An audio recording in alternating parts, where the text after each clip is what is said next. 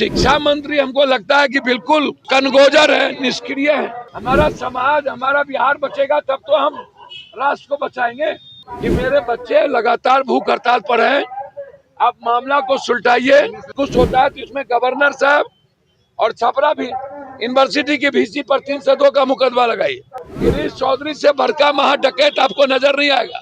आप देख रहे हैं खबर पॉइंट, मैं हूं आपके साथ गुलशन कुमार। पप्पू यादव पहुंचे धरना स्थल गर्दनीबाग, जहां वो असिस्टेंट प्रोफेसर नियमावली को लेकर, जो असिस्टेंट प्रोफेसर, रिसर्च स्कॉलर्स और जो भी पीएचडी स्कॉलर्स हैं, वो पिछले 4 अगस्त से धरना स्थल गर्दनीबाग पे बैठे हुए थे।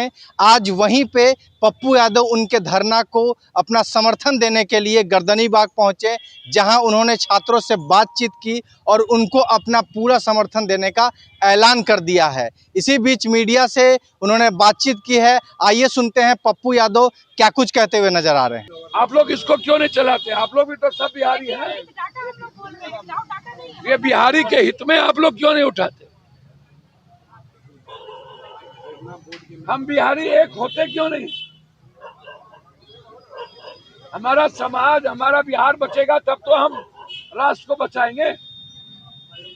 और हम तो ये नहीं कहते कि हमको 100 डोमिसाइल कर दो, लेकिन 70-80% तो हमारा बिहार के हक रहेगा। वो हक कोई और ले लेगा। 84% बहाल हुआ। अब दूसरी बात, जितने वीसी बने, लगता है यहाँ कोई क्वालिटी है ही नहीं वीसी बनने। सारा वीसी बाहर के।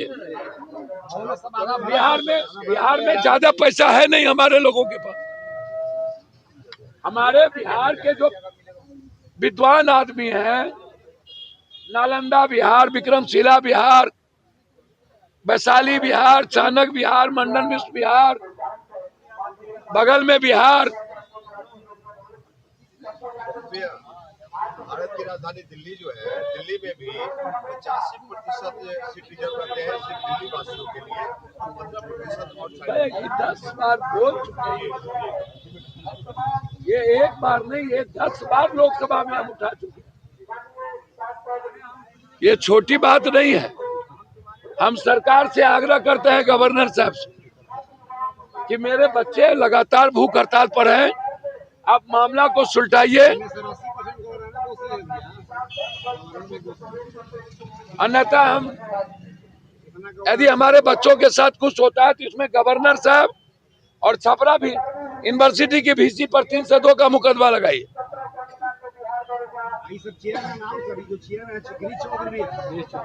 और ये जो गिरीश चौधरी है,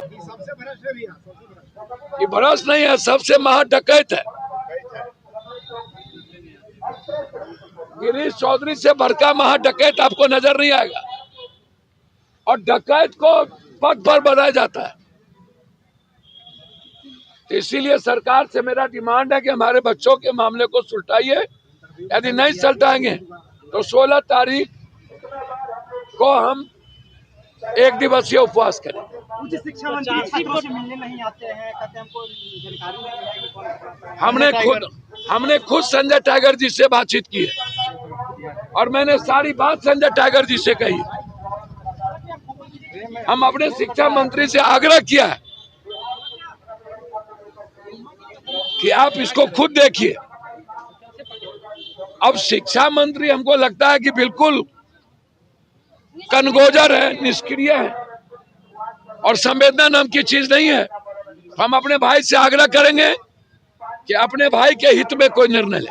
तो आपने सुना, पप्पू यादव स्पष्ट रूप से कहें कि देखिए, जो छात्रों का मांग है कि डोमिसाइल जो है, डोमिसाइल नीति बिहार के एग्जाम्स में लागू हो, उसी तरह असिस्टेंट प्रोफेसर बहाली में भी लागू हो।